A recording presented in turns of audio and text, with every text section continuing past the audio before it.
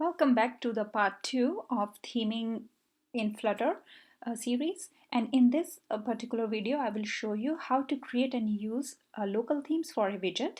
And to demonstrate this, I will be showing you how we can change our theme that we created here, which was in the subscribe button was in green, purple and blue, to a specific, say, orange is right here. All right, so it's very simple how we do this. So first you have to locate where we have our subscribe button. So in here I just copy pasted here the snippet which does it, which is a subscribe button.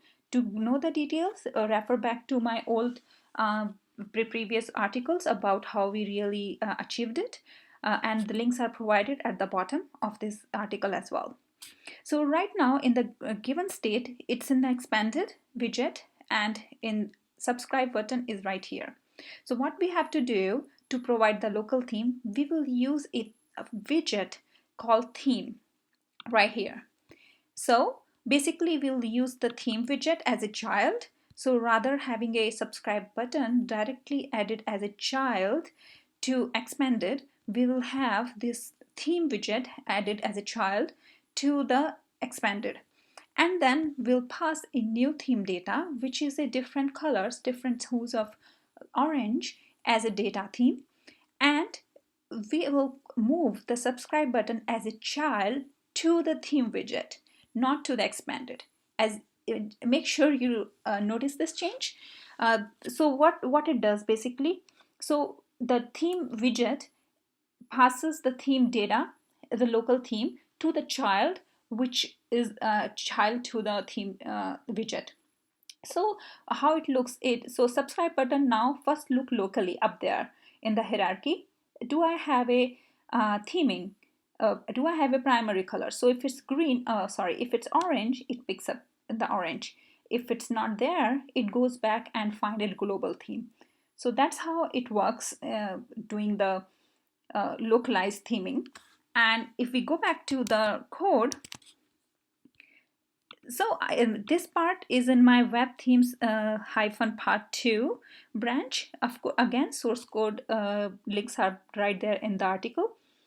So once you click on here, and so it's in my email box, and in my email box I did this code already, but if I'll just show you if I didn't have this one, how will it look like. So I have my subscribe button that I want to add it there. So say subscribe button is right there, and I'll just cut this one and just run it. Let's see how it looks like here. So it should be purple. Go back. There you go. So it's purple right now. So now what I do, I add my theme data. So I go back what it was.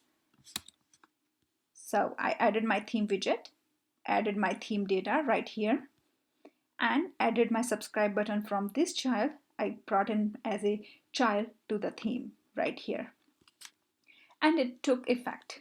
So now see what I saved my file and refreshed, and look, there we go. So it remains orange. So the benefit of this approach is we can use this local theming when we want to make sure the particular button or particular logo is in a particular specific color. So if my subscribe, if I'm writing a email service that's a third-party drop-in, and I want to make sure my subscribe, which is in orange, tells my identity of my service, that's where I want to keep it the local theming. Like if any other developer, if they integrate my service or my widget into their widget in their app, it just goes with its own theme and it doesn't get affected by the other developers who are the users of your service.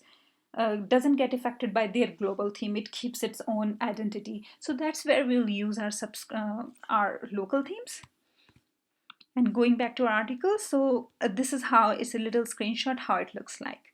So it was a quick video about how we can use the local themes for our in Flutter widgets. And in the next part, we'll see how to make use of custom fonts.